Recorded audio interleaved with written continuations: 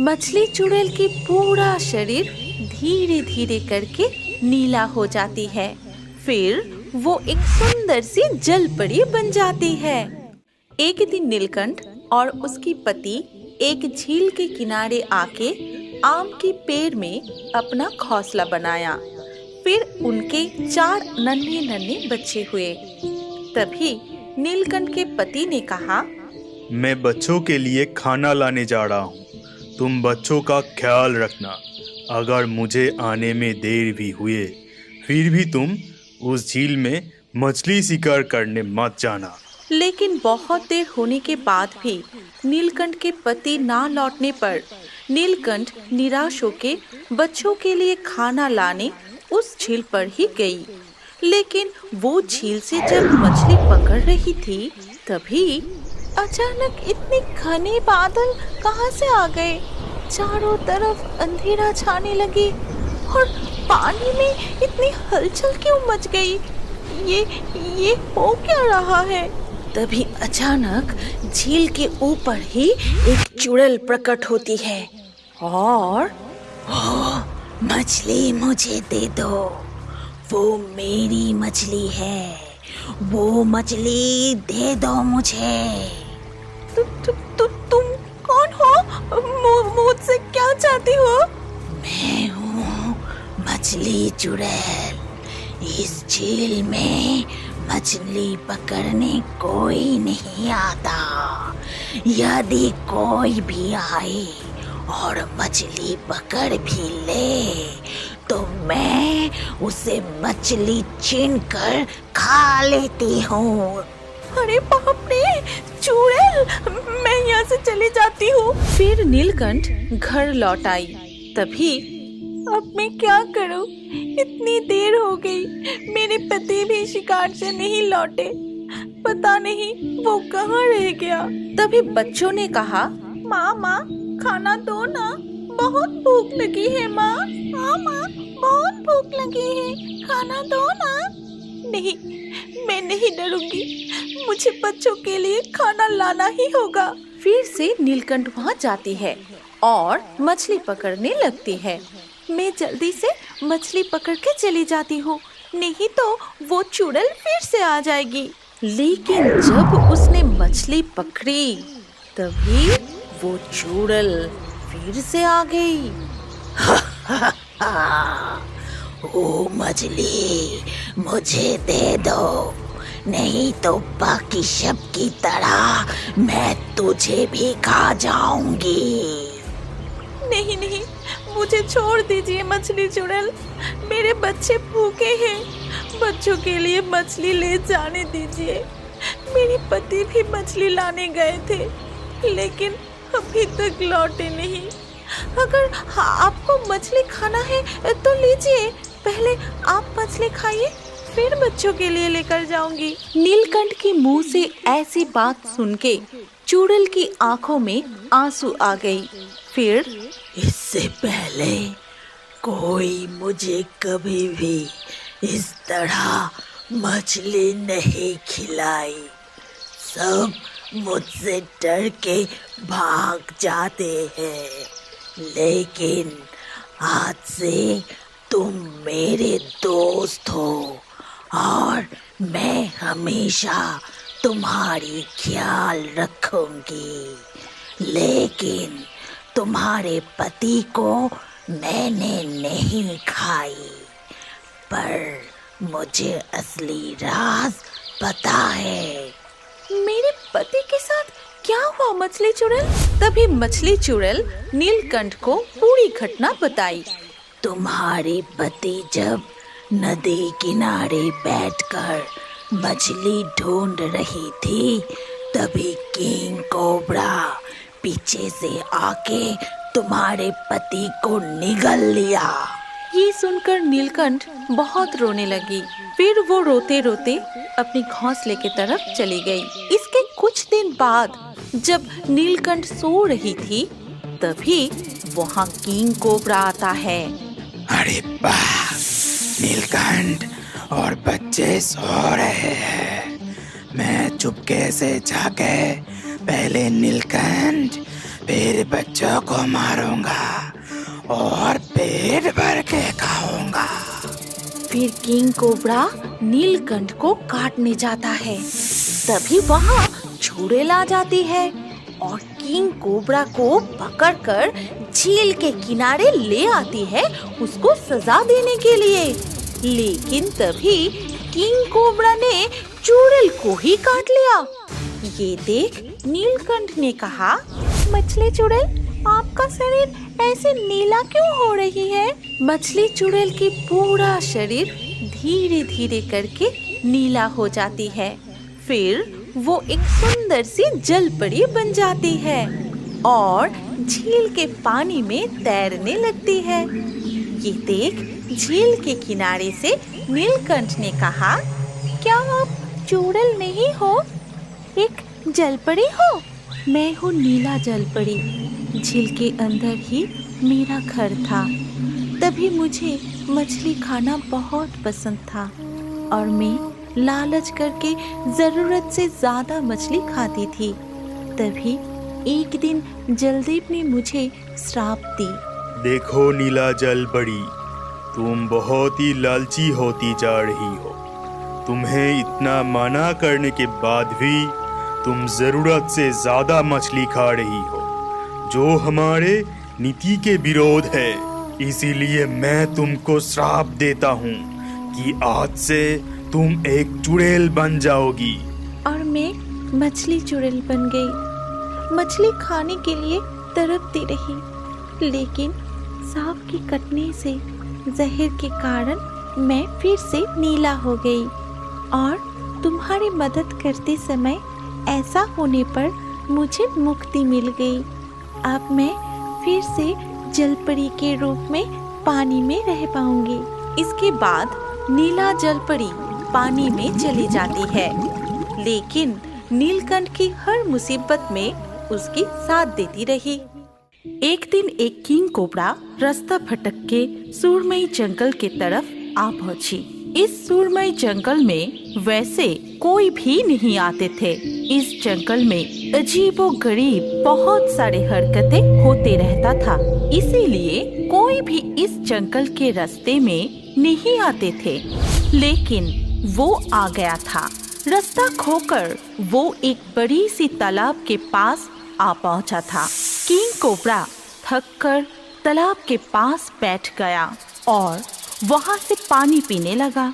तभी अचानक उसको चौंका के एक खूबसूरत मरमेड तालाब से उठकर आई।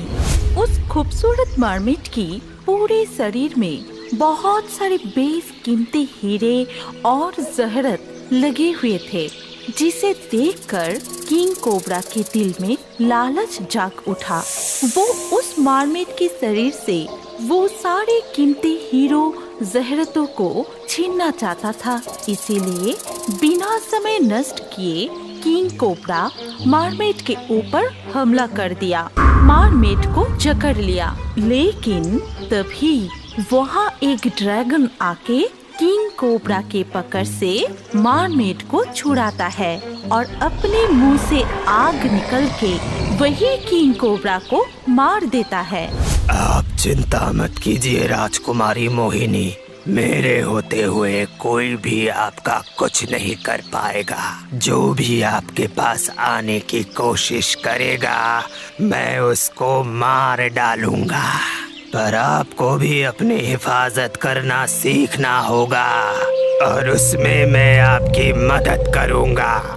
नहीं तो ये दुनिया बहुत ही लालची है, सब आके कीमती हीरे जवाहरात को छीनना चाहेगा। उस घटना के बाद बहुत साल बीत जाती है। अभी राजकुमारी मोहिनी नाम की जो मरमेड सुरमई जंगल में रहती है, वो अपने आप को बहुत ही शक्तिशाली बना ली थी।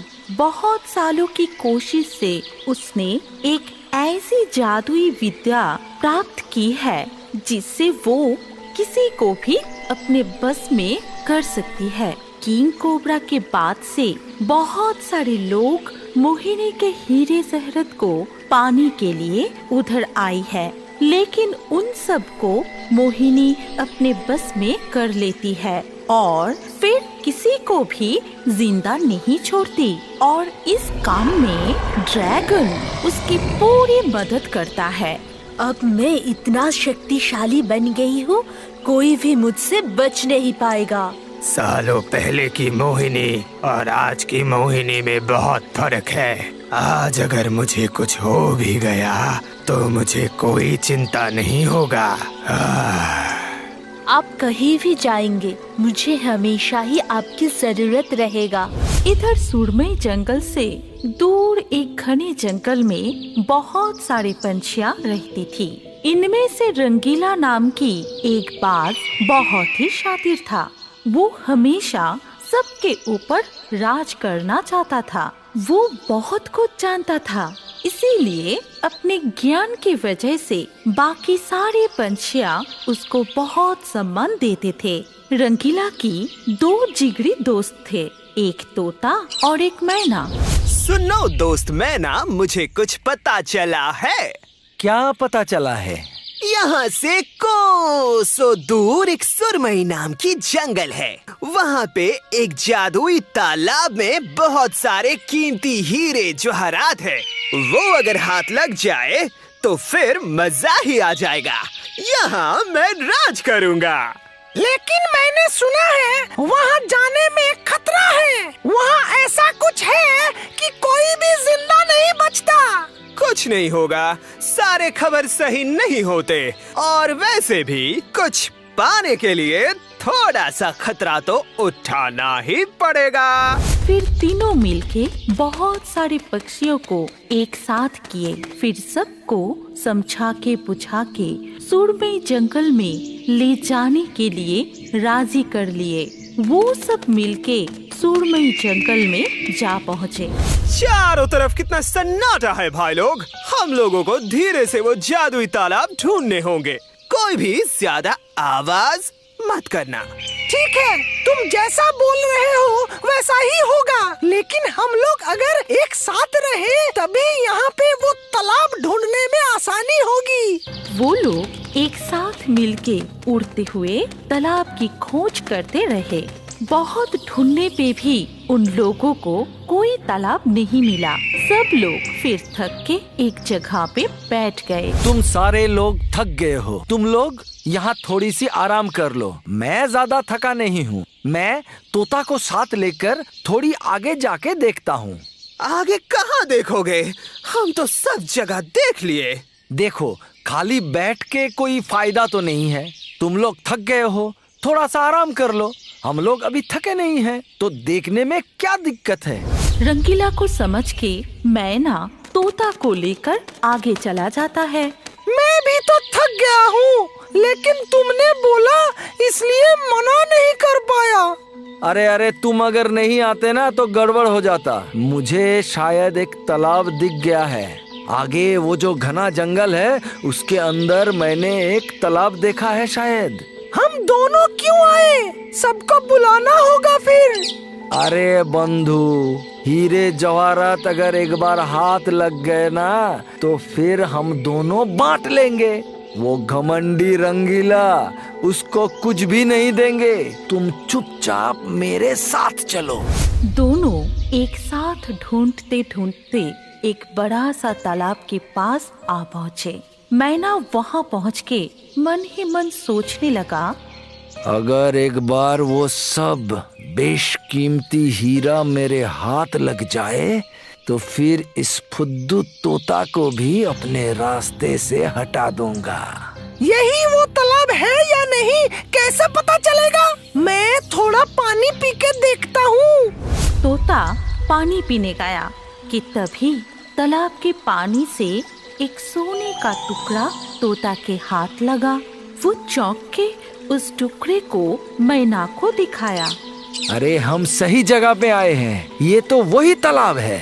तभी अचानक उन दोनों को चौंका के मोहिनी तालाब के पानी से ऊपर उठ के आई। उसकी खूबसूरती देख के तोता और मैना अचंभित हो गया।